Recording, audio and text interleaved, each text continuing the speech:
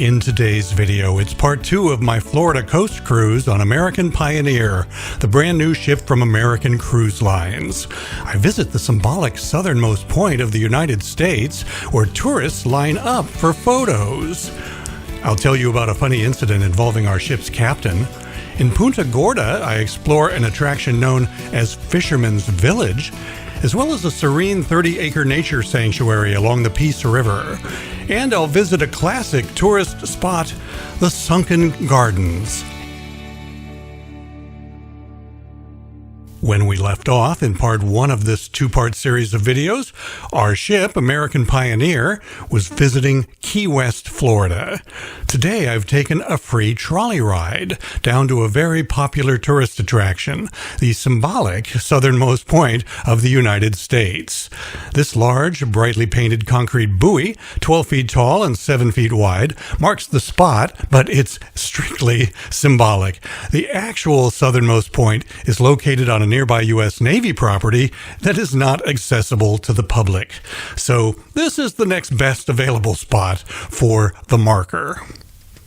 The signs say it's only 90 miles from here to Cuba. That's not really true either. It's more like 94. But okay, the tourists want a photo and they're willing to line up for it. So it's kind of a tourist trap, but I'm still glad I saw it in person. As someone who likes to travel around the country visiting new places, it seemed like something I should see for myself. Our cruise ship, American Pioneer, has now finished 2 days of visiting Key West. We've been docked at a prime location, Mallory Square, but now it's time to move on to our next destination. So the crew gets ready to untie the lines, and once that's done, the captain will blow the ship's horn to let everyone know that we're just about to push back from the dock. The captain stands out on a balcony just off the pilot house. It's called the wing. There's a full set of controls out on the wing, so he can maneuver the ship with a perfect view of everything alongside. The ship's horn is really loud, so there's a delay of several seconds built into the circuit. When the captain pushes the button, he's got a couple of seconds to plug his ears before the horn fires off. Without that, they'd have a fleet of deaf captains eventually. Anyway, watch the captain scare the hell out of a flock of seagulls when he fires off the horn.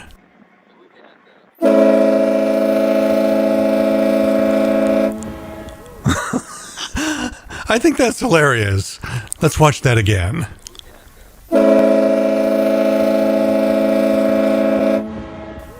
I'm glad I had my camera going when that happened. Well, here's the view the next morning from the balcony of my cabin as we sailed on to our next destination.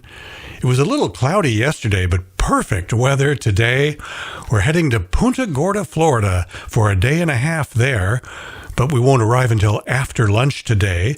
So that gave all of our passengers a chance to sleep in this morning, to enjoy the amenities of the ship, work off some calories in the fitness center, or get some steps on the ship's walking track.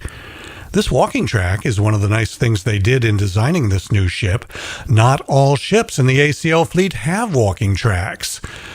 They also did a really good job of providing outdoor spaces at the very front of the ship so that there would be a place to relax in the sun with a full view of what's ahead of the ship. In fact, there's 2 of them on this ship.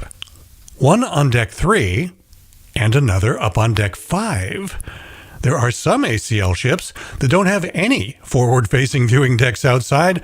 This brand new ship has 2 of them. I'm going to make a video that's a full ship tour and cabin tour to show off some other cool things about this new ship, but that video is at least a couple weeks away, I think. Subscribe to my YouTube channel if you want to be sure not to miss it.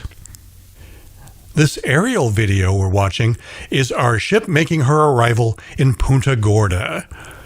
There is no dock large enough in Punta Gorda to handle a ship this big, so we'll be anchoring just offshore for the next day and a half, and the ship's tender will be used to get people back and forth for shore excursions.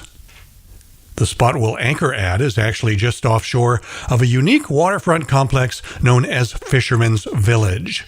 It offers shopping, dining, entertainment, and a nice little marina where our tender can drop off and pick up passengers.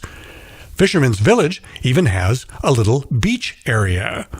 Well, the actual water's edge is rocky, so you can't actually get in the water, but it's a nice place to sit out and catch some Florida sun. And it's located right next to the Sunset Beach Club, which is a tiki bar that offers live music. Fisherman's Village also has a very popular restaurant, the Village Brew House. And I noticed that there's another huge new restaurant currently under construction.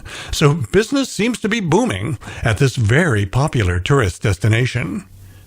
This shot shows the main interior of Fisherman's Village pretty well. You can see they had decorated for Christmas already. There are lots of shops and boutiques within Fisherman's Village. If you want to bring home a souvenir, this is a great place. And hey, if you want to bring something home for your dog, they even have a shop that's all dog and pet related stuff, where you will definitely be able to find something. That evening, we had another absolutely gorgeous Florida sunset. It was a wonderfully warm evening to be out on deck taking in the views. There were about 8 or 10 of us that made our way out here to this viewing area at the aft end of the ship to take in the sunset. This was about 6 p.m., so the other passengers were all either in the lounge enjoying cocktails or in the restaurant sitting down for dinner. I can't remember this guy's name, but he was a nice, friendly guy, and I got a great photo of him that ACL should put inside one of their brochures to help people visualize the whole relaxed vibe of a Florida Gulf Coast cruise. The next morning, the sunrise was almost as beautiful as the sunset had been the night before. This is the view from my drone. Now, normal passengers aren't allowed to fly a drone from a cruise ship. I'm a licensed commercial drone pilot that American Cruise Lines specifically brought on board to get these kind of shots for them. That's why I'm able to fly a drone from the ship.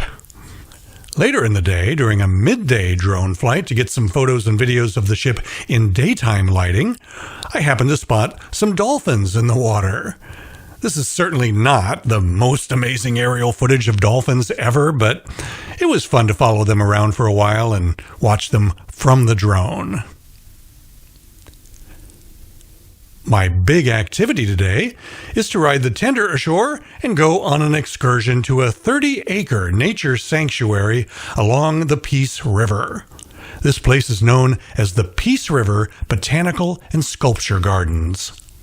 Because besides being a wonderful nature sanctuary connected by extensive walking trails and boardwalks, the gardens also feature a permanent collection of monumental sculptures by acclaimed international artists. So there's this very unique blend of nature and art here at the sanctuary. There are tour guides that can lead you around and show you things, or you're welcome to break off and explore on your own. They also often host weddings, concerts, and other events here on the property. As I was walking out this boardwalk to a gazebo overlooking the Peace River, I was thinking about how if I was a young man in Punta Gorda and I was going to ask someone to marry me, this would be a pretty great spot to do it. And this is the way my mind works. Because there's a lot of privacy, if she turned me down, there would be no onlookers. Back on the ship, after a day and a half of exploring the Punta Gorda area, they got ready to pull up the anchor that had been keeping us positioned here. It was actually really interesting to watch these crew members raise the anchor. The whole process took about 10 minutes or so. I actually recorded video of the whole thing. I might just post that whole video sometime unedited. There could be some cruise ship geek out there that would find it interesting. Once the anchor was up, we were on our way, headed back out to the Gulf, and heading north to our final destination, St Petersburg, which is where the cruise began. This time, we'll be going under the Sunshine Skyway Bridge at night, so it's a good thing I got video of it on that first day of the cruise when we went under the bridge at midday. When we did finally get to St. Petersburg the next morning, it was still before sunrise. This was about 6 in the morning. It was kind of a dramatic-looking scene as the ship worked her way to the dock. The captain was using the ship's two big spotlights to examine the situation at the dock to make sure everything was okay. Seeing those powerful spotlights in use was an interesting sight. Once we were safely docked, I got this shot of the sunrise from the viewing area at the front of the ship. Our dock was right next to a little general aviation airport, so I couldn't fly my drone here, but it was fun to sit out on deck and watch the private planes take off. I've never been to St. Petersburg before, so I booked an excursion to her most famous tourist spot, the Sunken Gardens. Honestly, I worried this might be a bit of a tourist trap, but as it turned out, I enjoyed it a lot. It's another one of those places, kind of like a botanical garden, where you can just walk around at your own pace and take in the beauty of this very serene oasis in the middle of a contemporary city. A very prominent part of the way they designed and built the Sunken Gardens, and that was over 100 years ago, was extensive use of ponds and waterfalls, and it was really nicely done. American Cruise Lines even pays your admission fee to the Sunken Gardens. That's normally $18 per person for adults, but this is one of the complimentary excursions that ACL offers. Even the bus ride back and forth is included. That's one of the things I really like about American Cruise Lines. They just do not nickel and dime you, something that the big cruise lines do every chance they get.